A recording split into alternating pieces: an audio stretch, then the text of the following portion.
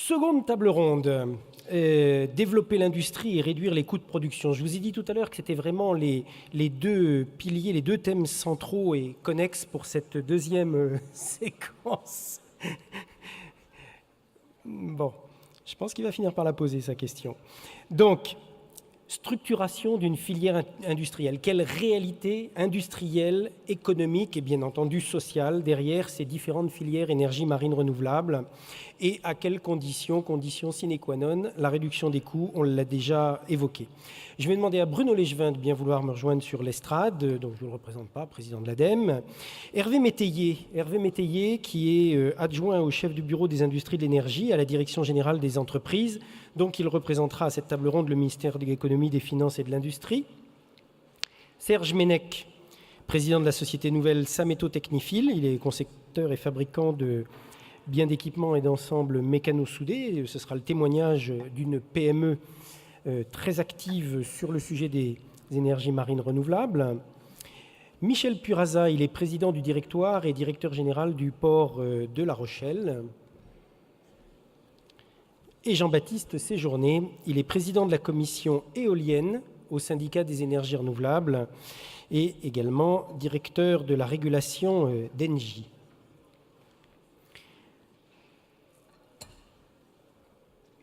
Alors, on va commencer avec Bruno Legevin. Donc, pour mémoire, ces deux grands thèmes, la filière industrielle, développer l'industrie et réduire les coûts.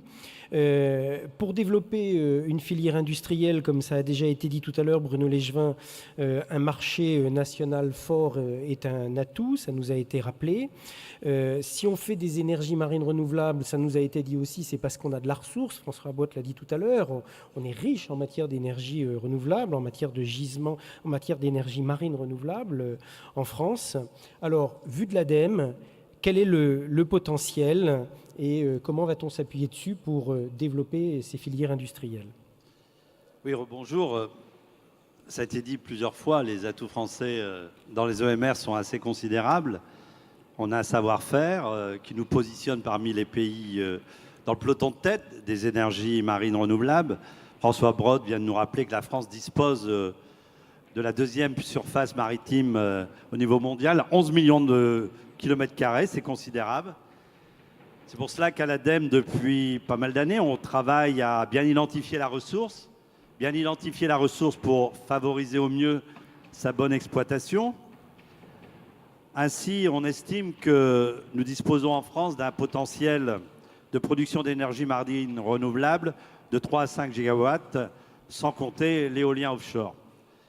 Sur l'hydrolien, par exemple, nous avons en Normandie et en Bretagne l'une des plus grandes ressources au monde, avec les deux fermes hydroliennes, Neptide et Normandie Hydro, qui seront expérimentées là très prochainement en Normandie en 2017 et 2018, et ça sera des premières mondiales. Ici, en région Aquitaine, Limousin, Poitou-Charentes, dans la nouvelle grande région, le potentiel est aussi très important.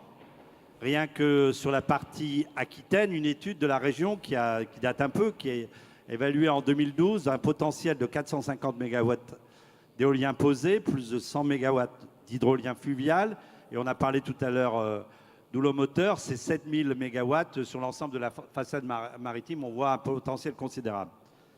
La France bénéficie donc d'un gisement très conséquent, mais là aussi, c'est important de le souligner, une filière scientifique et industrielle de tout premier plan. On a des laboratoires, des bassins d'essai qui sont, je crois, internationalement reconnus. Nous avons aussi des industriels français de premier plan. Bien sûr, les grands groupes, mais pas seulement. Il y a les PME, les start-up qui sont mobilisés pour le développement des technologies, de démonstrateurs EMR, et c'est important de le souligner, à toutes les étapes de la chaîne, qu'il s'agisse de la production d'énergie, filière navale, exploitation pétrolière et gazière offshore, les composants, les navires de pose et services, les réseaux électriques, pour ne citer que. François vient de nous en parler. Les projets d'énergie marine sont complexes, très complexes, puisque c'est des objets qui évoluent dans des milieux particuliers, sympathiques, mais qui peuvent être aussi hostiles. Mais nos acteurs ont une forte compétence, ont des fortes compétences en matière d'ingénierie de système. Et c'est probablement là-dessus que le challenge est le plus important. La compétitivité doit se gagner, ce qui doit permettre de répondre de manière précise et adaptée à la mise en œuvre de tels projets. Il faut maintenant un peu plus chaque fois maintenant traduire ce potentiel et ses atouts en filière pérenne, et donc compétitive. Et c'est bien tout l'enjeu et le travail que nous faisons ici doit y contribuer. Alors, l'ADEME est quelquefois partie prenante elle-même dans les projets. Là, on vient d'entendre qu'il faut des grands groupes, des champions, des ETI, des PME, et puis quelquefois l'ADEME qui vient sur les projets. Oui, l'ADEME comme opérateur de l'État de la transition énergétique et opérateur pour le CGI du programme d'investissement d'avenir, évidemment, contribue. En effet, on soutient, et ce n'est pas récent, depuis 2005, l'émergence de cette filière avec l'objectif de, comme je le disais, de mieux connaître les ressources, de structurer les filières vers des premières réalisations pré-commerciales. On est juste avant le développement et donc d'accompagner les industriels, faire le coup d'avant, donner le coup de boostage à faire baisser les coûts des technologies.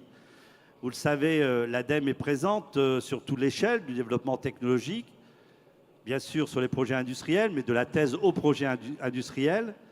On a donc un outil d'intervention et de soutien qui est très puissant. Je viens d'en parler, le programme d'investissement d'avenir, qui s'avère justement d'être un booster pour les énergies marines renouvelables. On en a parlé tout à l'heure, notamment au travers de mon intervention pour Laurent Michel. Depuis 2010, l'ADEME a lancé 5 appels à projets spécifiquement dédiés aux énergies marines renouvelables, hydrolien, houlomoteur, énergie thermique des mers, éolien flottant, dont 2 sont toujours ouverts. Il y a eu déjà 14 projets lauréats à ce jour pour un soutien de programmes d'investissement d'avenir de plus de 220 millions d'euros. C'est pas rien. Ces projets portent à la fois sur des développements technologiques qui permettent la mise à la mer de démonstrateurs, que sur des développements de fermes pilotes ou des process d'assemblage innovants et performants. Il faut souligner que ce soutien à la filière EMR représente l'enveloppe la plus importante attribuée par l'ADEME dans le cadre des thématiques renouvelables. C'est à souligner. La désignation des lauréats des fermes pilotes éoliennes en 2016 viendra conforter ce fort investissement dans la thématique EMR, j'espère, avant l'été, ou en tout cas d'ici l'été, on pourra l'annoncer. Par ailleurs, des projets issus d'autres appels non dédiés aux EMR ont également des répercussions sur le développement de la filière. Il s'agit des projets de navires de maintenance d'éoliennes offshore, projets d'optimisation des turbines éoliennes, avec notamment tout ce qui concerne les roulements, les pales, etc. Je crois aussi qu'il n'est pas besoin d'insister sur le fait que tous ces projets, c'est de l'activité économique, c'est de la valeur, c'est de l'activité, donc des emplois directs, des emplois indirects. Et pour prendre qu'un exemple, au-delà de l'aide sur des projets, nous avons effectué pour le compte de l'État, là aussi, une prise de participation en tant qu'investisseur avisé dans GE Offshore France pour construire l'Aliade 150, une éolienne offshore de 6 MW qui tournera sur le champ de Courseulles-sur-Mer, Fécamp et Saint-Nazaire. Et selon GE, les 2 usines de fabrication et d'assemblage de l'Aliade 150 à Saint-Nazaire devraient générer 1 millier d'emplois directs dans le domaine des ENR. Je crois que c'est déjà 150 emplois aujourd'hui et 2000 emplois supplémentaires devraient être créés pour l'exploitation des champs, principalement pour la maintenance, et 4000 emplois indirects chez les fournisseurs et sous-traitants. Sans oublier de dire que ces projets, on en a aussi parlé, ce sont aussi des futurs marchés à l'international. On peut citer ici le projet Océagène, porté par la PME Ideol. Il s'agit de la première éolienne flottante à flotteur béton installée en Europe. La PME vient d'ailleurs de lever des fonds pour poursuivre son développement en France et à l'international. Elle a notamment des projets en Chine et au Japon. Vous voyez, les EMR à l'ADEME, on y croit. Et ça fait partie d'un élément essentiel pour le futur dans le cadre du rééquilibrage de notre mix énergétique Il n'y a pas une solution, il n'y a pas des petites solutions, il y a une accumulation de solutions, tant pour notre pays, mais aussi en perspective d'exportation, parce que sur un certain nombre de domaines, nous sommes en avance et il faut accélérer dans l'innovation. Merci Bruno Légevin. Donc on voit que l'ADEME intervient, on l'a entendu à l'instant, de la thèse via le programme Investissement d'avenir un petit peu sur tous les sujets, et que par rapport à la deuxième question de la table ronde, la baisse des coûts, ce n'est pas uniquement sur l'objet, sur la machine, sur la turbine par exemple pour les éoliennes offshore ou sur les hydroliennes, mais c'est aussi sur tout ce qui va autour, c'est-à-dire sur tout le système, sur tout ce qui peut permettre d'arriver à une réduction des coûts. Oui, c'est probablement là où c'est le plus compliqué. C'est là où il faut gagner en compétitivité. Je pense qu'on a encore des progrès à faire, que chaque expérience doit nous pousser vers cet objectif d'innovation, de compétitivité. Et progressivement, on voit d'ailleurs que déjà ce qui émerge, on a des coûts qui baissent. Alors évidemment, il n'y a pas toute la même maturité suivant les objets. L'éolien flottant est plus mature, on est déjà en développement. Pour les autres, ça sera pour plus tard. Mais très vite, on s'aperçoit que progressivement, sans faire trop d'allusions, on aura demain de l'énergie marine au prix de l'EPR. Ah oui, là c'est plus qu'une allusion. Donc, bon, on va regarder tout à l'heure, à la fin de la table ronde, ce que nous propose Jean-Baptiste Journet en termes de réduction des coûts. Et puis comme ça, l'ADEME pourra réintervenir sur le croisement des courbes de coûts entre différentes filières technologiques. On va tout de suite demander à Hervé Métayer, donc adjoint au chef de bureau des industries de l'énergie à la DGE, Direction générale des entreprises au ministère de l'économie, des finances et de l'industrie. Donc votre rôle, vous, c'est de développer la compétitivité. On vient beaucoup d'en parler là, de la compétitivité, de la croissance des entreprises, développer à la fois l'industrie, à la fois les services autour des projets, notamment d'énergie marine renouvelable. J'invente rien, hein, tout ça est clairement expliqué et largement expliqué sur votre site. Ce sont les missions de la Direction générale des entreprises, je pourrais presque mettre des guillemets. Alors fort de ces missions qui vous sont confiées, quelle est votre vision transversale au ministère sur ces filières énergie marine renouvelable ? Quelle est votre analyse sur la maturité et la compétitivité de ce qui vient d'être évoqué comme filière par Bruno Légevin ? Et puis, quelle est votre stratégie pour remplacer ? Donc, vision, votre analyse de la maturité et votre stratégie pour renforcer tout ça. Merci beaucoup Philippe, et d'abord merci pour me dire que selon vous, le site internet de la DGE est plus clair que celui de Surfrider. Merci beaucoup. Écoutez, je ne sais pas s'il est encore là, on lui dira tout à l'heure. Pas d'offense. Mais oui, la DGE n'est pas très connue finalement du grand public. En fait, donc, juste une introduction, c'est une direction générale rattachée au ministère de l'Industrie, aujourd'hui finalement rattachée au ministère de l'Économie, de l'Industrie et du Numérique, et dont l'objectif est de développer finalement l'offre industrielle et l'emploi en se concentrant sur l'offre. Voilà, donc notre objectif c'est de favoriser l'emploi. Et par conséquent, tout nouveau secteur qui permettrait de diversifier des filières industrielles existantes, on le regarde avec intérêt. C'est comme ça qu'on a regardé les énergies marines renouvelables et c'est comme ça que s'est développée notre vision. Donc, notre vision, c'était de faire des EMR un relais de croissance pour les filières existantes.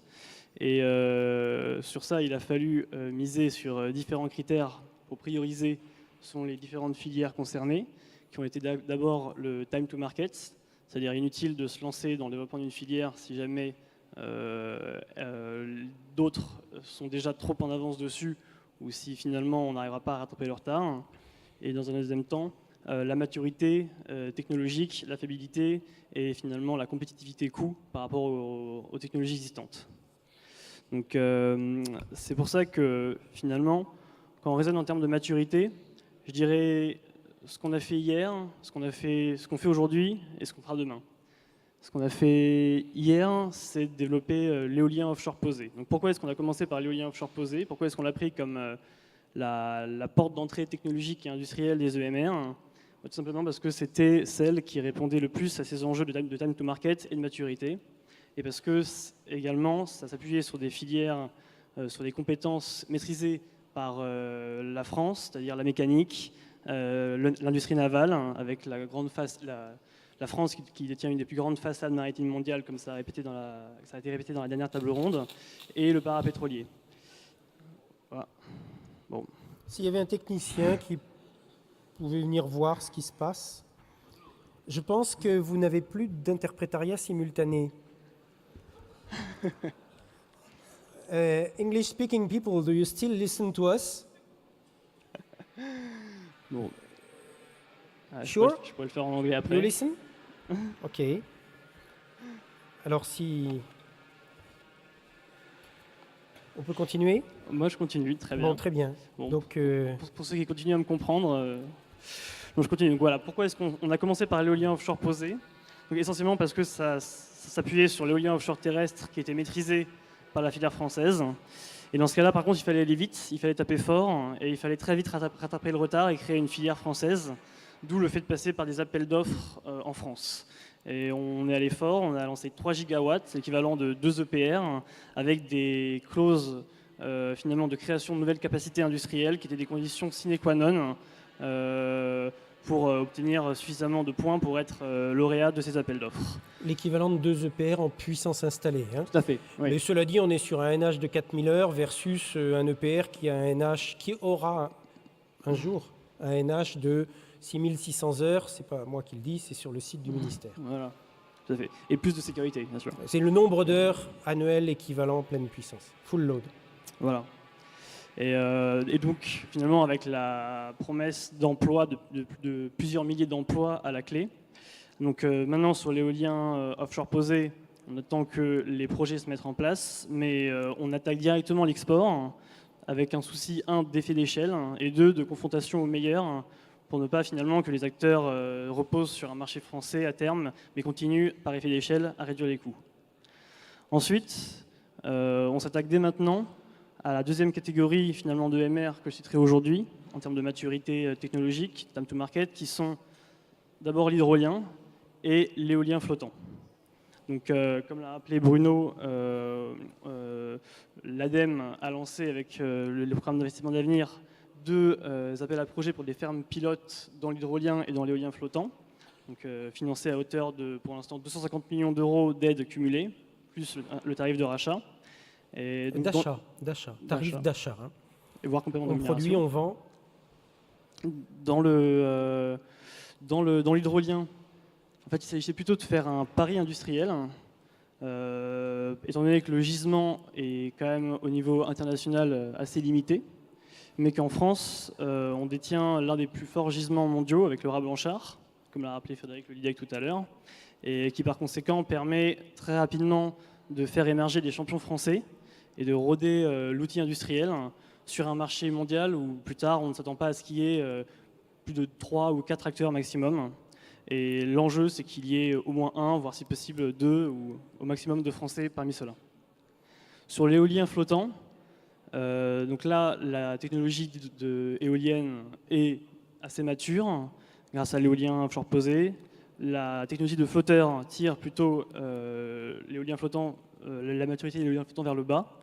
Mais c'est pour rattraper le time to market et c'est pour être les premiers à mettre en place des fermes pilotes éoliens flottants qu'on a voulu lancer cet appel à projet, sachant qu'au Portugal, ils ne nous ont pas attendus. Voilà. C'est pour ça que l'État s'est montré très exigeant vis-à-vis de la filière et très précurseur dans ce domaine. Enfin, demain, ce qu'on prépare, ce sont les filières qui sont les moins matures. Et donc, bon, alors l'ETM est un peu à la limite parce qu'on a déjà plusieurs projets qui sont en cours de développement, notamment en Martinique, comme l'a rappelé Jean Lubal tout à l'heure.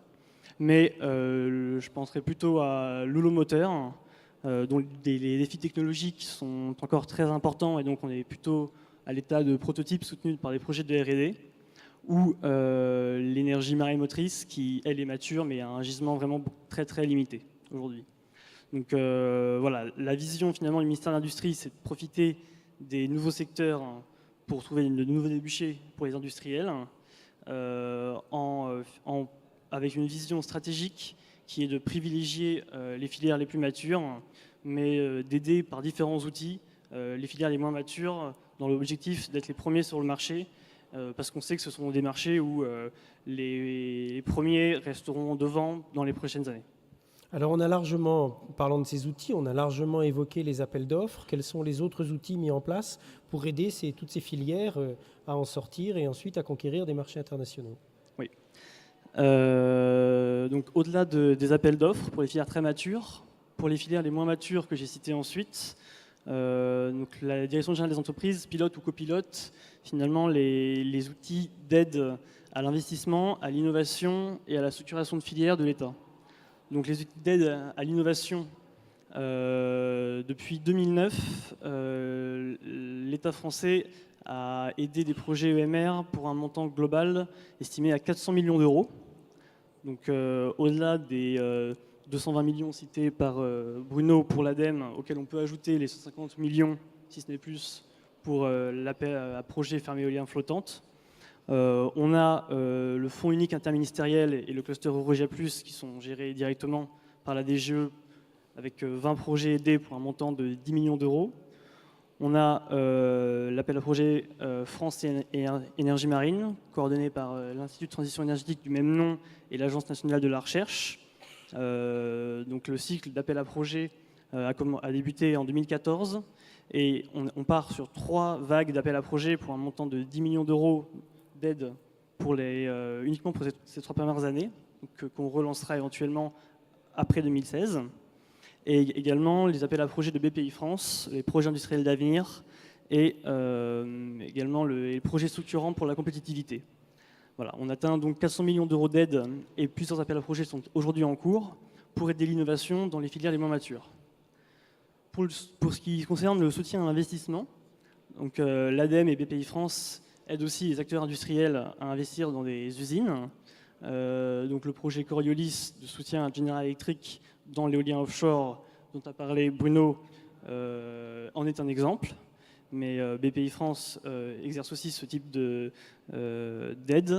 Le PIA 3 qui va bientôt être voté sera renforcé notamment sur sa composante soutien aux fonds propres. C'est ce qui est prévu, donc il y aura davantage d'aide dans ce domaine-là. Et ça prend aussi en compte le soutien à l'export, notamment pour finalement des projets industriels où des développeurs peuvent exiger de fournisseurs de s'engager dans la société de projet qui portera le projet.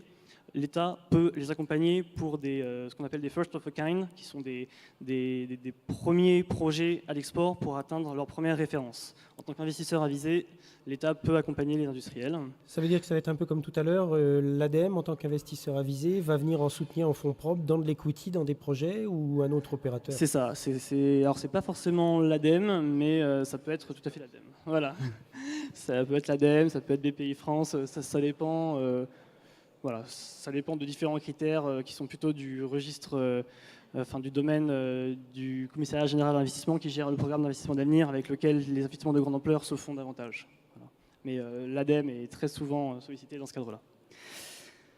Et la dernière manière, finalement, au-delà des appels d'offres, du soutien à l'innovation et à l'investissement, finalement, d'aider la filière, c'est par les actions de structuration de filière.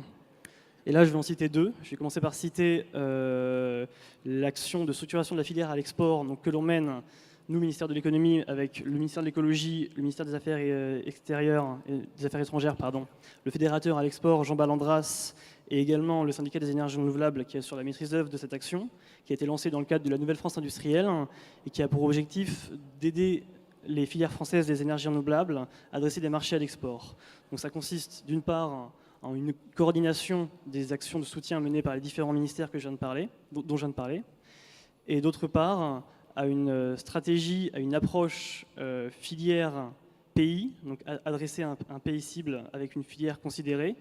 Et l'objectif final, pour mettre ça en œuvre, c'est d'instaurer des clubs ENR dans ces pays, donc des clubs d'entreprises localisés sur place qui, avec le soutien de l'ambassade et de Business France, permettrait d'être le point d'appui local à la stratégie internationale pilotée par les ministères. Donc, un exemple a été le lancement le 16 mai dernier par Ségolène Royal au Kenya à Nairobi du premier club ENR. Donc là, il est davantage porté sur le solaire. Et je précise que on a également décidé d'ouvrir ce groupe de travail aux énergies marines renouvelables et à l'éolien. Et dans cette optique, le 15 juin prochain, aura lieu le prochain groupe de travail. Et tous les acteurs des EMR sont invités, bien sûr, pour nous faire part de leurs demandes, de leurs attentes et de comment on peut les aider pour adresser ces marchés d'export. Et la toute dernière action... Un focus sur Windustry, tout de C'est même, ça. puisqu'on va avoir un témoignage. Tout à fait.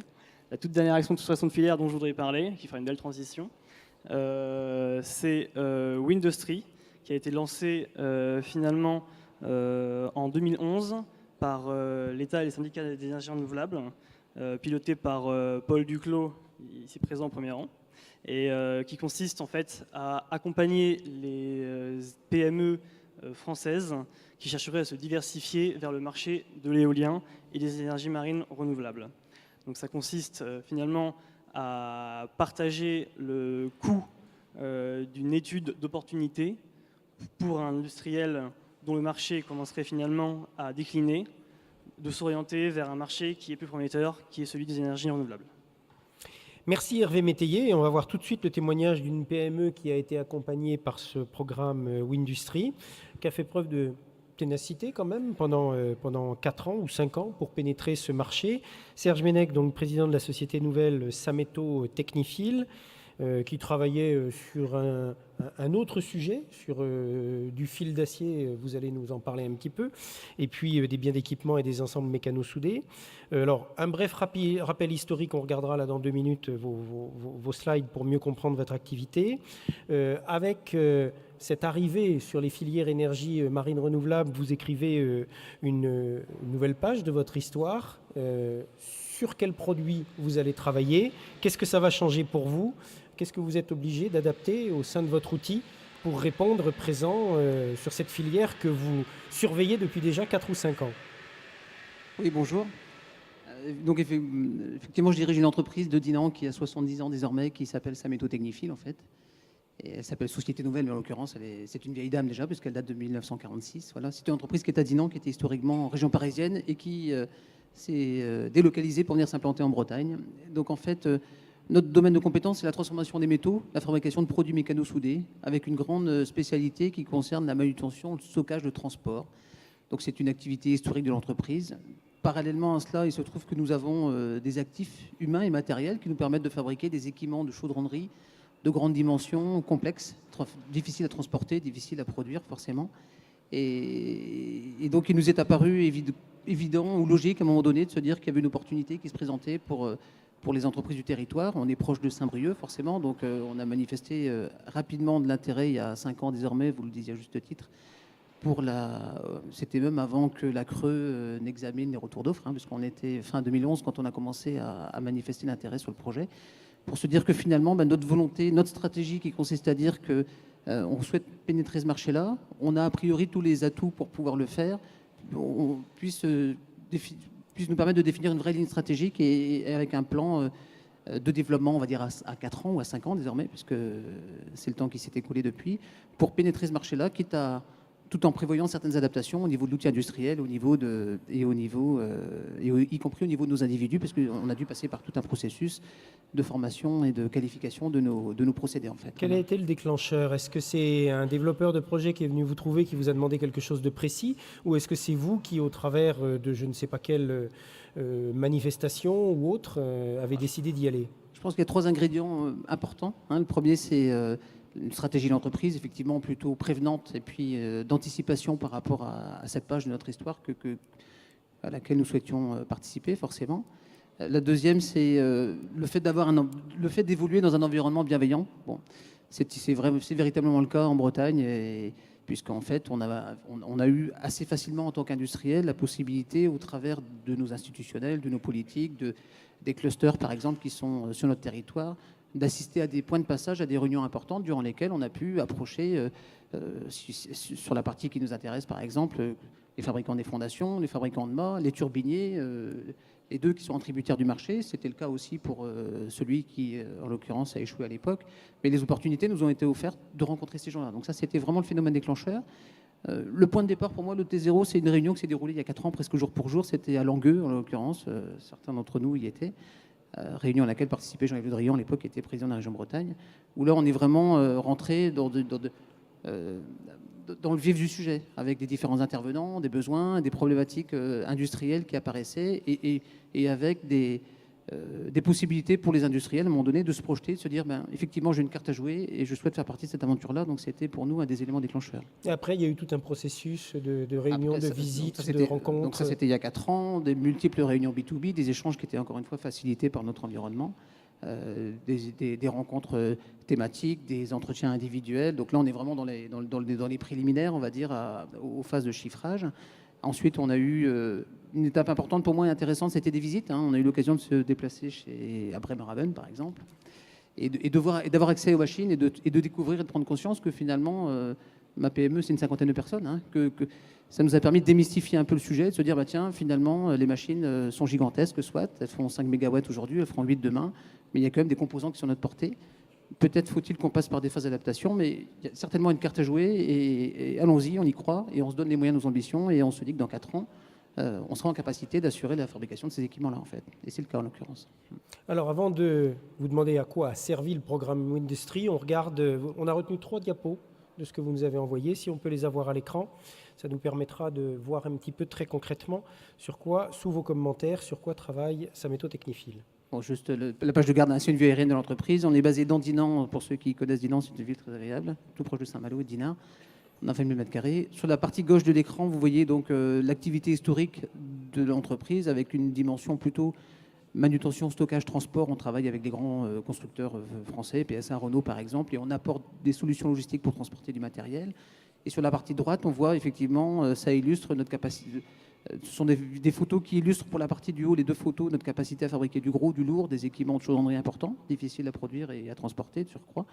Et les 4 pastilles du bas ont vocation de présenter effectivement la feuille de route qu'on s'était définie il y a 4 ans comme étant des axes stratégiques majeurs pour l'entreprise, en disant il y a des marchés qu'il faut qu'on pénètre à tout prix, et on y trouve forcément une éolienne offshore, étant entendu que ça s'inscrivait dans la démarche, dans la stratégie de l'entreprise. Mais un avion, c'est pas fait en chaudronnerie quand même. Non, mais en fait, si vous voulez, notre grande spécialité, il y en a, mais c'est plutôt l'aluminium. Notre grande spécialité, c'est d'apporter aussi, pour la partie gauche, des solutions de stockage, de manutention, de transport. Donc on transporte des morceaux d'avion, en l'occurrence dans nos équipements. Tout comme on peut transporter demain des bouts d'hydroliennes ou des bouts d'éoliennes. Voilà. Et les 4 photos là représentent effectivement nos 4 grands domaines d'intervention. Dès lors qu'il s'agit d'intervenir dans le domaine de la fabrication d'ensemble mécano-soudé, on intervient dans le domaine du pont roulant, on intervient dans le domaine du fret aérien, on intervient dans le domaine de la fabrication de véhicules blindés, et on intervient désormais dans le domaine des EMR. D'accord. Vous avez une idée des pourcentages, là, à peu près, de répartition de l'activité? En fait, c'est très erratique. C'est très irrégulier. Il y a une dimension, par contre, qui est importante, Philippe, dans ce que vous disiez, c'est que finalement, on fabrique des biens d'équipement, donc avec des fabrications ponctuelles. La particularité de l'EMR, c'est que pour des commandes programmes sur un certain nombre de machines, et a fortiori dans une filière en construction, on s'est mis en perspective d'intégrer un marché dans la durée. Voilà. Et ça, c'est un point qui est important. Ça fera transition, si vous voulez qu'on échange un peu sur l'industrie. C'est-à-dire que on a quand même, chez Sameto Technifil, souhaité à perfectionner certains de nos procédés. Et la partie qu'on voit là, ISO 3834, c'est un peu l'équivalent de l'ISO 9001, si vous voulez, pour faire simple, qui est transposée dans 2 domaines d'activité, le ferroviaire et les EMR en l'occurrence. Et c'est la norme EN 1090, c'est la norme qui est utilisée par les gens qui conçoivent des équipements dans le domaine des énergies marines renouvelables. Mais on a considéré chez Sameto Technifil, à juste titre, il y a 1 an de cela, que pour pouvoir être au rendez-vous, être performant et arriver à des niveaux de qualité suffisants et satisfaisant nos clients, qu'il fallait passer par le fait de décrocher cette qualification. Voilà. Donc on a engagé un gros projet, ça fait 1 an, de formation. Ça a eu pour vocation de faire en sorte qu'on fasse beaucoup monter en compétences, donc principalement nos chaudronniers, nos soudeurs. Donc, on disait que la pêche, c'est un des plus vieux métiers du monde. Chez nous, on a beaucoup de soudeurs, beaucoup de chaudronniers. C'est un savoir-faire un peu empirique, un peu historique. Mais malgré tout, on a considéré que pour pouvoir satisfaire les exigences de nos donneurs d'ordre, il fallait qu'on perfectionne encore un peu plus nos procédés et qu'on les qualifie. Et donc, on a engagé un gros programme de formation. J'ai 8 salariés, 8 compagnons qui ont bénéficié d'un programme de formation important, c'est encore le cas aujourd'hui, de perfectionnement et de montée en compétences pour pouvoir fabriquer des pièces qui concernent les EMR. Voilà. Alors, grâce à Windustry, vous avez pu envoyer vos collaborateurs en formation. Ils ont pu obtenir la qualification ISO 3834. Aujourd'hui, comment vous voyez l'avenir? Vous êtes vu, connu, reconnu des donneurs d'ordre? Comment ça va se passer? C'est un vrai déclencheur? Vous êtes peu d'entreprises à être qualifiées? Alors, le programme Industrie nous a beaucoup aidé sur deux sujets. Le premier, ça a été l'audit d'évaluation que vous évoquiez tout à l'heure, à juste titre. Donc, on a eu de la visite d'experts une première fois, il y a à peu près 2 ans et demi, 3 ans de cela, qui nous a aidé à prendre conscience de nos forces de faiblesse et définir notre feuille de route. Sur ce sujet-là particulièrement, on a travaillé avec Paul, en l'occurrence, sur la constitution de dossiers. Effectivement, Windustry a contribué au financement de dépenses pour sa méthode techniphile qui concernait essentiellement de la formation pour nos soudeurs, nos chaudronniers et de l'accompagnement technique de la part d'une société d'experts dans le domaine du soudage. Voilà. Donc aujourd'hui, on est effectivement outillé pour pouvoir fabriquer ces produits-là de par l'outil industriel, de par les actifs humains, de par désormais cette qualification dont on peut se prévaloir. Donc notre stratégie, très clairement, c'est d'être encore un peu plus visible qu'on l'est actuellement. Aujourd'hui, on a des contacts avec différents intervenants de la filière, forcément. On a des fabrications en cours. Une de mes satisfactions personnelles, c'est qu'à l'heure qu'il est, j'ai des gars qui produisent à Dinan, en l'occurrence des gamins, des jeunes qui ont 20 ans, qu'on a amenés à ce métier-là, qu'on est en train de former, perfectionner. Donc ça participe aussi à susciter des vocations. Et notre projet à moyen terme, c'est forcément d'aller chercher, de conquérir de nouveaux marchés dans le domaine du offshore, parce que désormais on a cette spécialité. Notamment à l'export. Notamment à l'export, et de profiter effectivement du déploiement des prochains champs et des prochains appels d'offres, j'espère, et d'accompagner nos clients et nos prospects à l'export. Les donneurs d'ordre vous ont bien écouté. Je pense que vous allez avoir 2 jours pour aller discuter avec eux sur leur stand. Pas de souci. Merci Serge Ménech pour ce témoignage. On va avoir maintenant le témoignage de Michel Puraza, qui est président du directoire et directeur général du port de La Rochelle. Alors, comment les ports, eux, peuvent accompagner toutes ces entreprises? Comment les ports peuvent-ils adapter leurs infrastructures pour répondre à la demande en termes d'énergie marine renouvelable? Et surtout, peut-être avant, quelles sont les fonctions, quels sont les services, quelles sont les fonctions qu'ils peuvent assurer, quels sont les services qu'ils peuvent apporter à tous ces projets et à tous ces opérateurs autour des énergies marines renouvelables? Bien, bonjour. Alors, les ports sont pleinement conscients de l'enjeu de transition énergétique et pleinement acteurs aux côtés des collectivités. Donc, je profite pour saluer François Scoutan, M. Clargeau et donc également les collectivités au niveau territorial, mais également de l'État qui agit beaucoup dans ce domaine. Et de ce fait, étant des lieux de transit, les ports agissent dans ce domaine. Alors, comme vous l'avez indiqué, donc, il y a plusieurs champs d'intervention possibles. Si je prends l'exemple des champs éoliens en mer, en fait, il y a 3 types d'interventions différents. Le premier, par exemple, c'est faciliter l'émergence d'une filière. C'est ce qui s'est passé donc avec M. Clargeau donc, au Pays de la Loire, au niveau du grand port maritime de Nantes-Saint-Nazaire, avec l'implantation de l'Alstom. C'est favoriser la recherche et l'implantation d'un outil industriel performant. Le deuxième rôle, qui lui est différent, c'est lorsqu'il convient de mettre en œuvre sur le terrain, en mer, donc c'est ces champs éoliens, c'est-à-dire faciliter toute la partie logistique, l'assemblage, le stockage de ces éléments, la manutention, pour pouvoir réaliser en mer donc ces différents champs. Et le troisième rôle, qui là aussi est un rôle important mais différent, c'est la partie maintenance. C'est-à-dire qu'une fois que ces champs éoliens seront réalisés, il conviendra d'en assurer la maintenance au quotidien, ça veut dire faire en sorte que des équipes puissent intervenir quotidiennement, disposent des outils et des éléments adaptés pour cela. Alors, sur ces 3 aspects différents, on a des échelles de temps qui là aussi sont très différents et des impacts sur les établissements portuaires qui ne sont pas les mêmes. En matière de temps, lorsqu'il s'agit d'implanter une filière, comme cela s'est passé par exemple donc, au niveau de Nantes-Saint-Nazaire avec Alstom, on est là sur une durée très longue. C'est en fait une filière, il n'y en a pas beaucoup, qui va devoir en fait agir sur du long terme, qui va devoir amortir l'investissement très lourd, très important qui est effectué en matière de recherche, mais en matière de process industriel. Donc là, on est sur une échelle de temps très long. Et c'est également le cas lorsque je parle de la troisième fonction, qui consiste à les maintenir, ces champs éoliens en mer, où là, donc, on a un métier au quotidien qui consistera à aller assurer la maintenance. Là, on est sur des notions de temps très long, ce qui est très différent du deuxième rôle qui consiste à aller fabriquer, à aller mettre en place, assembler ces éoliennes pour aller les poser donc sur les champs éoliens offshore. Pourquoi je fais cette distinction? Parce qu'en fait, autant les ports doivent accompagner ce changement très important, cette filière, autant l'impact peut être très différent suivant le rôle dans lequel on se situe. Un autre élément important, en dehors de l'aspect calendaire, et j'y reviendrai sur comment s'adapter bien sûr, hein, c'est l'aspect surface, foncier disponible pour permettre la mise en œuvre, que ce soit donc le développement de cette filière industrielle ou que ce soit la réalisation in situ ou la maintenance en 3e niveau. Autant la 3e partie, qui est la partie maintenance, ne nécessite pas forcément de foncier, d'équipement très spécifique, et encore, il y a des éléments importants qui connaissent fabriquer de combien de portées pour pouvoir assurer la maintenance. Autant les 2 premiers nécessitent des surfaces, un foncier disponible très important, et donc nécessitent de le préparer. Donc quand on allie à la fois cette notion de temps et cette notion de surface et d'équipement nécessaires pour pouvoir réaliser ces champs, ça confirme la nécessité qu'il faut avant tout s'adapter et faire en sorte que l'on puisse anticiper au mieux ce type de développement.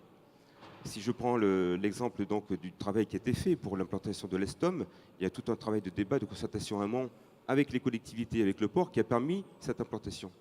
Il faut qu'on fasse ce même type de travail pour favoriser la réalisation des champs éoliens offshore. Et c'est le travail qui est en train de se passer donc, pour les différents sites qui ont été retenus dans le cadre des premiers et deuxièmes appels d'offres. Et c'est là où les différents établissements portuaires interviennent également. Donc comment se préparer, comment s'adapter?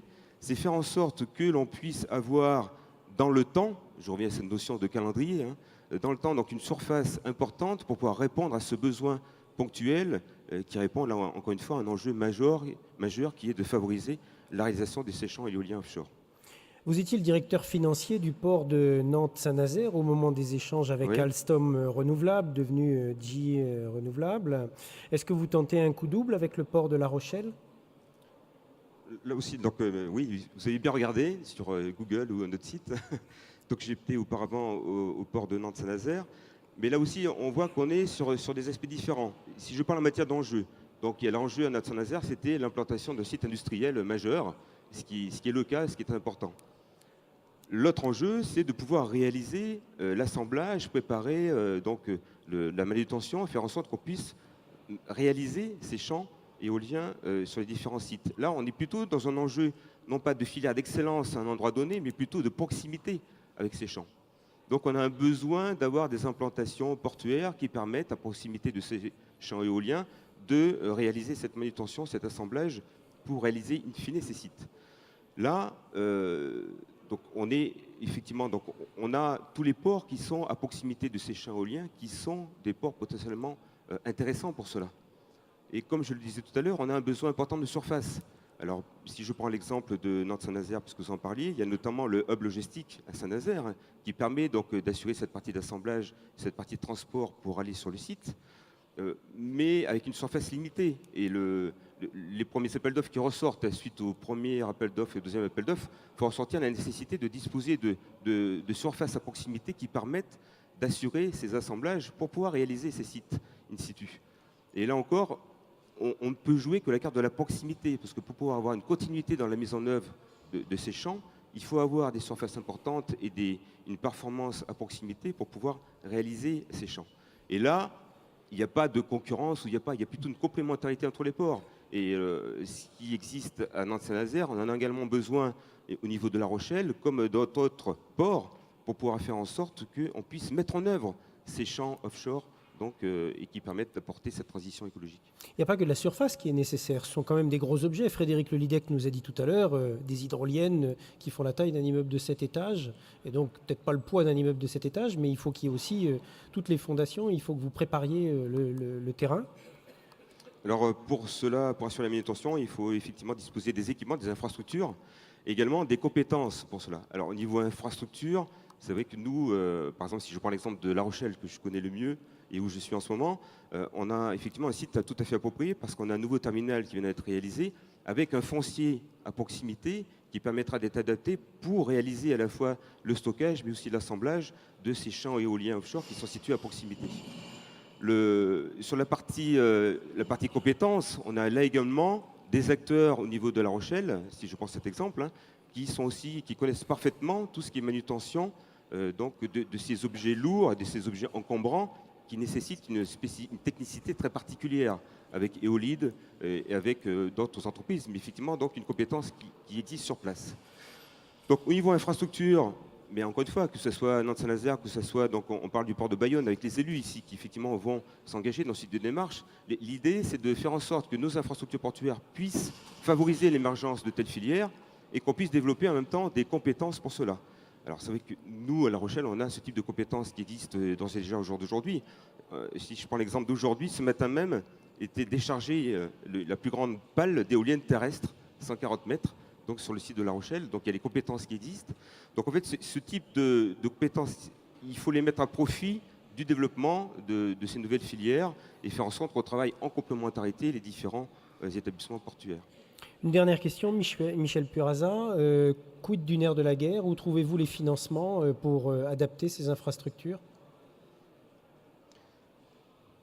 Alors, ce qui est important dans ce domaine-là, c'est de ramener, encore une fois, à l'échelle du temps, l'investissement donné.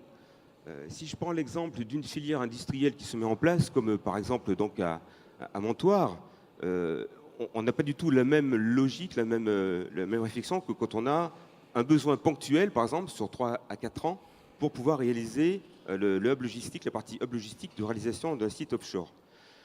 Sur une partie comme par exemple la mise en place, l'installation de l'Alstom, on est sur une période d'amortissement des investissements qui est équivalent à l'utilisation que l'on entend de cet outil industriel, c'est-à-dire sur plusieurs décennies. Sur la partie assistance à la réalisation d'un site offshore, on voit bien qu'on ne peut pas amortir des investissements donnés sur les quelques 3 à 4 années d'utilisation de cet espace-là, de ces infrastructures-là. Donc en fait, il faut veiller à ce que notre anticipation, notre réflexion, notre aménagement inclut ce développement, en fait, cette action que mènent les ports dans un schéma beaucoup plus long. Et c'est tout à fait ce que nous faisons sur le port de La Rochelle, en notamment profitant d'un espace foncier qui est en train d'être comblé actuellement. Hein. Donc en 2 temps, 10 hectares qui vont être libérés d'ici 2017, 10 autres hectares d'ici 2020, pour pouvoir permettre, donc pour pouvoir apporter une disponibilité et des infrastructures adaptées donc, pour pouvoir réaliser ces champs éoliens offshore, mais aussi, une fois que ces champs éoliens offshore seront réalisés, c'est pouvoir utiliser cet espace pour d'autres utilisations portuaires. Donc en fait, l'investissement, si je prends le cas de particulier La Rochelle, on n'a pas d'investissement particulier à mettre, si ce n'est que mettre cette affaire-là, cette nécessité-là, dans un business plan plus global qui consiste à utiliser un foncier portuaire pour apporter de la valeur ajoutée par rapport à un territoire et favoriser le développement de l'économie. Merci Michel Puraza. On va écouter maintenant ce que les professionnels chargés de développer tous ces projets en pensent. Jean-Baptiste Journet est président de la commission éolienne du syndicat des énergies renouvelables. J'ai dit tout à l'heure directeur de la régulation d'Engie dans la vie de tous les jours, une fonction transversale chez Engie de relations avec les autorités publiques. Bon, pour l'heure, la question, c'est la réduction des coûts. Comment les professionnels vont-ils y arriver, notamment sur l'éolien offshore. Il semblerait, d'après les résultats des premiers appels d'offres, que c'est encore un peu élevé en France. Quelles sont les perspectives et quels sont les moyens pour y arriver à cette baisse des coûts? Merci. Effectivement, je crois que la question des coûts, c'est la question centrale qui fera la réussite et la pérennité de la filière. Ce qui est important, ce n'est pas simplement d'observer le point de départ en termes de coûts, mais c'est de voir la trajectoire et vers quelle décroissance des coûts on pense évoluer. Alors, il y a une diapo pour illustrer ça. Voilà, il y a une illustration que je voudrais vous montrer. Au sein du syndicat des énergies renouvelables, nous avons élaboré une trajectoire qui a été présentée le 1er décembre 2014. Donc ça fait environ 18 mois que cette trajectoire a été présentée. Elle a... alors j'espère qu'on va la diapo, si on peut la voir, c'est le fichier 2.5. Voilà, j'espère qu'elle va apparaître. Ce que vous allez découvrir, c'est d'une part, avec une augmentation des installations raccordées sur le réseau. Alors on avait pris l'hypothèse, qui est l'hypothèse du syndicat des énergies renouvelables, d'avoir en matière d'éolien posé 15 000 mégawatts raccordés en 2030. Donc vous voyez les bâtons bleus, bleu ciel, bleu plus foncé. Le bleu plus foncé, c'est le cumul des mégawatts raccordés. Et donc, vous pouvez observer qu'on monte à 15 000 sur l'échelle de gauche en 2030. Et la courbe en rouge ou en rose traduit la décroissance des coûts de ces différents parcs installés, partant d'aujourd'hui, allant jusqu'à 2030, et avec pas une courbe unique, mais si je puis dire, deux courbes, une courbe minimum, une courbe maximum, qui correspondent pour la courbe minimum à des parcs les plus vantés en France. Donc par exemple Dunkerque, la zone de Dunkerque, qui est une zone bien vantée, où plus on remonte vers le nord-est. Et puis si vous descendez vers le sud-ouest, vous allez vers la courbe du haut. Et donc, ce qui est intéressant d'observer, c'est que la vision partagée par l'ensemble des acteurs rassemblés au sein du syndicat des énergies renouvelables, c'est d'affirmer, puisque ça a été quelque chose qui a été affirmé publiquement vis-à-vis de journalistes, mais aussi affirmé vis-à-vis des autorités publiques, que nous voyons un point de passage en 2030 selon le niveau de vent, compris entre 100 et 120 euros par mégawattheure. Alors, une précision importante qui est dans le titre, c'est y compris raccordement. Non, on va remettre les diapos. Oui, merci. Voilà, donc c'est y compris raccordement. Donc, c'est à la fois pour la production de l'installation, mais aussi pour couvrir les coûts de raccordement. Ce qui veut dire, globalement, que par rapport au point de départ que j'évoquais initialement, on est dans un facteur de division par 2 des coûts et donc du prix de production d'ici 2030. Alors, ayons à l'esprit que dans d'autres filières renouvelables, on a eu des évolutions qui sont encore plus spectaculaires, hein. Chacun en tête que dans le domaine du photovoltaïque, on a commencé à 600 euros du mégawattheure. Et que d'ores et déjà, on est descendu sensiblement en dessous des 100 euros par mégawattheure. Même largement en dessous encore. Il y a des deals qui se font en dessous de 80 euros. Et on va continuer à descendre. Et donc, c'est un élément qui est très important parce que la capacité des autorités publiques à soutenir dans la durée la poursuite de cette filière, c'est dans la capacité qu'auront les industriels à démontrer que dans les futurs parcs construits, ils sauront répondre aux appels d'offres en visant des prix tels que ceux indiqués et qui permettront d'avoir un impact sur la facture des consommateurs qui reste raisonnable et qui est supportable et soutenable par les... Sur cette diapo, ça n'est pas indiqué, mais il s'agit bien de la France. Oui. Parce qu'on voit l'évolution de la capacité installée en France. Condition sine qua non, c'est la taille de la barre de droite. C'est-à-dire que si la barre de droite ne fait pas cette hauteur-là, c'est pour ça que je l'ai la barre rose ne va pas descendre. C'est pour ça que je l'ai rappelé dès le départ. C'est vrai que ce dessin, ce schéma, effectivement, traduit une baisse des prix, une baisse des coûts en fonction de volume croissant. À partir du moment où la trajectoire de la PPE ENR est inférieure, puisque on a, à travers les 2 premiers appels d'offres, 3000 mégawatts. On a en fourchette haute 6000 mégawatts supplémentaires attribués d'ici 2023, donc 9000 mégawatts. On peut estimer que ces 6000 mégawatts attribués en 2023 seront mis en service, raccordés d'ici 2030. Bon, on n'est pas encore aux 15 000 mégawatts qui sont suggérés par le dessin. D'où l'importance, effectivement, c'est la vision du CER de viser la fourchette haute dans les objectifs de la PPE pour avoir ces effets volumes. On a la visibilité, on a le rythme des appels d'offres, on a la cible en termes de mégawatts attribués d'ici 2023. Ce qui est important, c'est de viser au plus haut.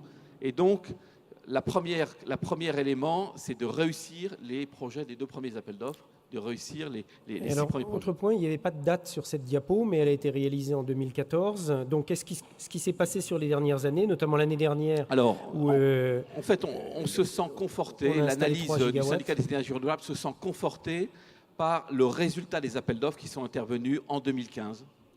Il y a en particulier, alors c'est d'autres régimes de vent, d'autres situations géographiques, d'autres distances aux côtes, d'autres profondeurs, mais on voit des parcs qui seront construits avant, à horizon 2020, au Danemark, qui sont à un peu plus de 100 euros, 103 euros par mégawattheure, raccordement exclu. Raccordement exclu. Donc cette tendance à la diminution des coûts, elle est ressentie, elle est clairement explicite dans des appels d'offres que l'on peut observer au Danemark, dans ce qui se passe au Royaume-Uni. Donc les signaux sont convergents. Et si je peux dire un mot sur les fondamentaux, où est-ce qu'on trouve cette baisse des coûts?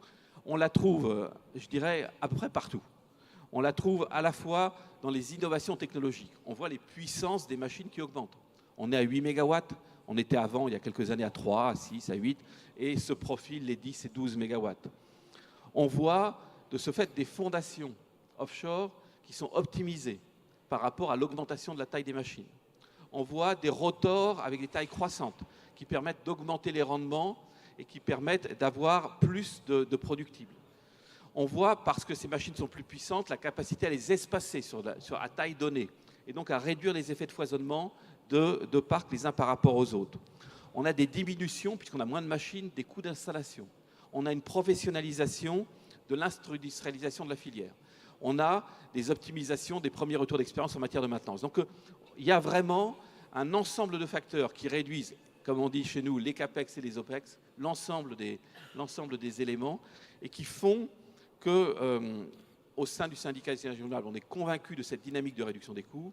Et je pense que nos interlocuteurs, notamment autorités publiques, commencent à aussi le voir progressivement dans les faits, dans les résultats des appels d'offres. Et c'est pourquoi, dans l'appel d'offres prochain, on dit oui, bien sûr, augmenter la place du facteur prix dans l'attribution des zones, et n'hésitez pas à mettre des prix plafonds, de manière à ce que vous voyez sur ce schéma, eh bien, vous puissiez concrètement le mettre en place dans l'appel d'offres numéro 3, pour faire en sorte que vous, autorités publiques, vous soyez certains que les prix d'attribution seront inférieurs à un prix plafond que vous auriez déterminé en amont de l'appel d'offres. Alors, on peut encore sophistiquer. Aujourd'hui, on est obligé de figer des solutions en amont des appels d'offres. On peut aussi faire en sorte, puisque le progrès technique est en marche, les évolutions technologiques sont en marche, faire en sorte que les propositions des appels d'offres puissent être actualisées au fur et à mesure de ces éléments, et donc on ne soit pas à tout anticiper N années à l'avance, mais qu'on puisse aussi intégrer des choses qui se passent en matière de progrès industriel au fur et à mesure des développements de ces projets. Alors avant de donner la parole à Bruno Legevin qui brûle d'impatience de réagir par rapport à cette belle courbe rose qui descend, et vraisemblablement qu'il a dû voir la même slide avec l'évolution du courbe du prix de l'EPR. Jean-Baptiste Séjourné, une dernière question. Quid de la réalité industrielle autour de tout ça et des emplois? Alors, en ce qui concerne la réalité industrielle, c'est une filière, à travers ces deux premiers projets, qui a pris un engagement d'environ 10 000 emplois mobilisés pour tous ces projets. C'est un effort d'investissement considérable de 12 milliards d'euros. C'est autour de quelques grandes entreprises, de quelques grands sites qui sont, pour certains, déjà en place ou à créer. Un écosystème qui se met en place. On en a vu une illustration frappante lors de cette table ronde. Le CER accompagne à travers Windustry le développement de cet écosystème. Donc, on a tous les atouts. On évoquait les atouts portuaires, on évoquait les atouts des réseaux que nous avons. On avait les atouts naturels que la France a en matière de deuxième productible européen, en matière de façade maritime. Donc, on a tous les éléments. Je crois qu'il nous faut maintenant concrétiser au mieux les deux premiers appels d'offres. Le fait qu'à travers, on a réussi à diminuer les durées de recours de moitié à travers ce que Jean-Louis a rappelé tout à l'heure. Bon, c'est aussi un élément nouveau parce qu'il y a des perturbateurs qui donnent des croche-pieds à la filière. Donc, je pense qu'il faut maintenant faire en sorte de valoriser tous ces atouts et donc de concrétiser ce qui est à mon avis une attente très forte des territoires, ces développements de cet écosystème et ses conséquences positives en termes d'emploi. Bruno Legevin, réaction par rapport à ce qu'on vient de voir. L'ADEME a commis une célèbre maintenant étude 100% d'électricité de renouvelable en 2030. C'est possible et c'est pas forcément beaucoup plus cher qu'autre chose. Tout ça le confirme? Oui, c'est plutôt encourageant. Jean-Baptiste vient nous donner des éléments qui nous confortent, comme on dit, mais en même temps, par rapport au potentiel éolien en mer qui était envisagé lors du Grenelle, on a un sacré bout de chemin encore à faire. On a été un peu régressif, mais là, on voit que on est aussi dans la dynamique. Soit on n'est pas au rendez-vous et poulouf, soit on n'est pas loin du rendez-vous où on va pas retomber de l'autre côté de la rive, mais on va aller vers la rive future. Et on voit bien que le défi technique est bien celui de la fiabilité. La fiabilité compte tenu des objets en mer, mais la fiabilité avec la maîtrise des coûts. Et donc moi j'entends ce qui est dit sur la trajectoire de baisse des coûts. Eh ben, il va falloir l'accélérer, il va falloir l'amplifier, comme nous a dit Jean-Baptiste. C'est tous les bouts de la filière, c'est tous les parties de l'objet qui doivent faire de l'innovation et de la productivité. Les prochains appels d'offres, ils seront déterminants, prix plafond. Est-ce que les courbes par rapport à d'autres objets énergétiques se croiseront plus vite qu'on l'imagine? Probablement. Sachant qu'en même temps, on sait très bien que les énergies marines, ce n'est pas la solution, c'est une des solutions dans le mix énergétique. Il n'y a pas une solution unique, il y a des solutions en fonction des usages les plus appropriés. À chaque fois, on doit penser France, mais on doit penser aussi export. C'est François qui nous disait tout à l'heure, on a un potentiel extraordinaire en France. Donc on doit en tenir compte par rapport à ce mix, mais on a aussi des capacités d'export. Je crois que la question qui nous est posée, c'est cette capacité à nous projeter rapidement dans une accélération dans la maîtrise des coûts.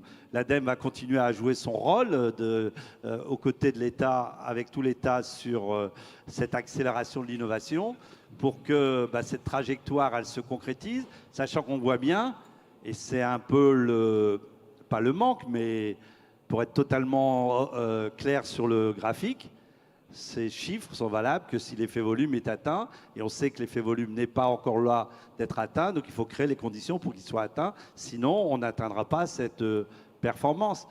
Après, à nous à montrer, à démontrer, et d'ailleurs probablement assez rapidement, puisque vous faisiez allusion à l'étude 100%, qui avait fait évidemment un peu d'objet de débat et de polémique.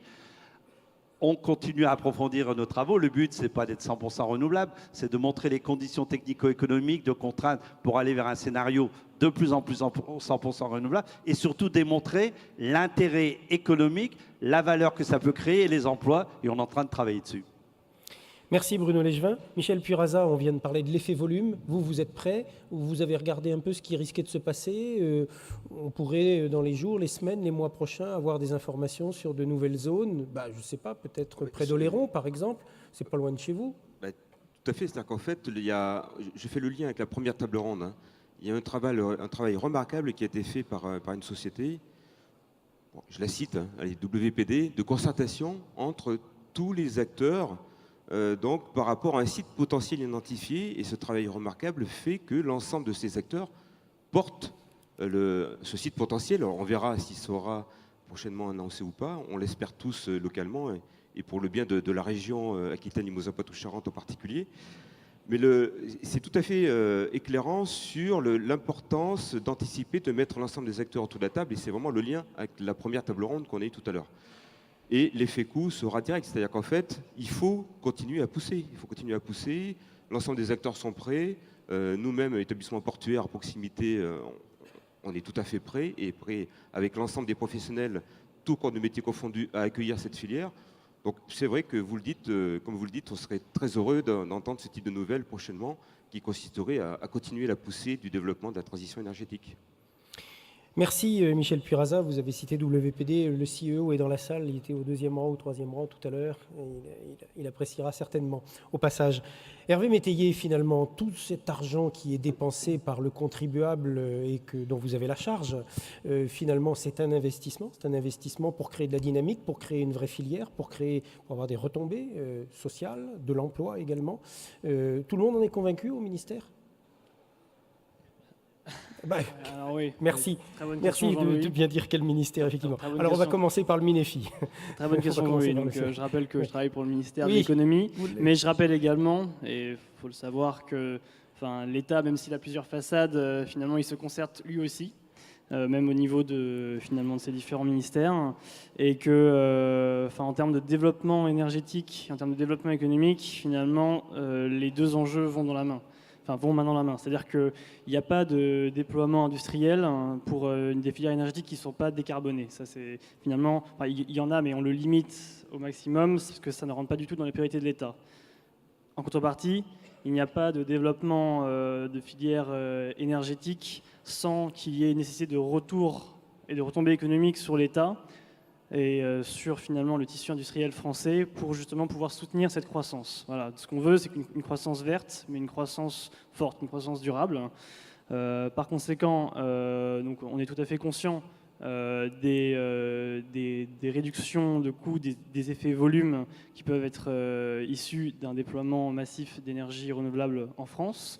Et on discute bien évidemment avec le syndicat des énergies renouvelables sur ça. On tient également, bien sûr, à pousser également nos industriels vers l'export. Parce que si on compare finalement la courbe de réduction des coûts avec les déploiements en France, on peut partir du principe que les effets volumes peuvent aussi se faire par des déploiements à l'export, finalement payés par de la CSPE à l'étranger.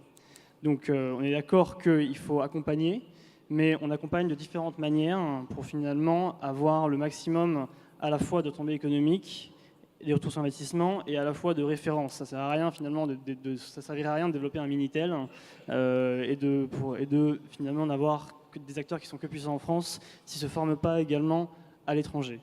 Donc c'est pour ça que voilà, dans le premier appel d'offres éolien offshore, puisque c'est de ça dont parlait Jean-Baptiste, nous avons développé les conditions d'avoir des outils industriels.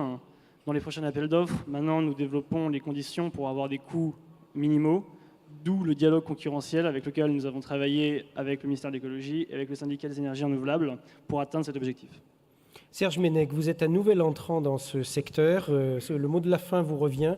Quel est votre message à toutes les entreprises qui sont là dans la salle et qui voudraient bien faire comme vous?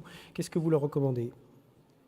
C'est déjà un premier témoignage et un message de croyance, c'est-à-dire que ce que j'évoquais tout à l'heure, c'est le fait d'y avoir cru il y a 4 ans, de s'être donné les moyens de nos ambitions, d'avoir réussi à évoluer, à arriver à ce résultat-là aujourd'hui et à m'exprimer devant vous, c'est déjà un vrai plaisir, une vraie satisfaction, en plus de ce que j'évoquais tout à l'heure. Mais avec, je pense, trois ingrédients, en fait, trois nécessaires à la réussite d'une démarche telle que celle qui nous anime tous ici sur le plateau et celle de Sameto Technifil, dont je peux témoigner facilement. C'est une vraie volonté stratégique de l'entreprise et de ses dirigeants et de ses salariés. C'est le cas chez nous, assurément. La deuxième, c'est l'environnement bienveillant. On l'a évoqué tout à l'heure. On parlait de nos politiques, nos institutionnels et notre environnement, pas territoire par territoire et interterritoire, forcément. Et le troisième, c'est l'engagement fort des donneurs d'ordre aussi. Engagement fort en termes de commandes, engagement fort en termes d'accompagnement pour pouvoir effectivement accompagner les entreprises, y compris dans des phases comme celle qu'on traverse nous, d'apprentissage, avec probablement, in fine, la possibilité à notre échelle de contribuer aussi à cette réduction de coûts en réfléchissant à l'industrialisation des produits et en essayant de les fabriquer dans les meilleures conditions techniques et économiques possibles. En fait. Ténacité et persévérance, et au bout du chemin, il y a vraiment l'export qui arrive. C'est à souhaiter, c'est un vrai objectif, une vraie stratégie. En n'oubliant jamais qu'on exporte bien ce que l'on fait bien chez soi. Oh là là, oh là là. Ah bon? Des exemples dans d'autres filières énergétiques? Bon, ce sera le mot de la fin de cette table ronde. Merci beaucoup, Bruno Legevin. Merci, messieurs.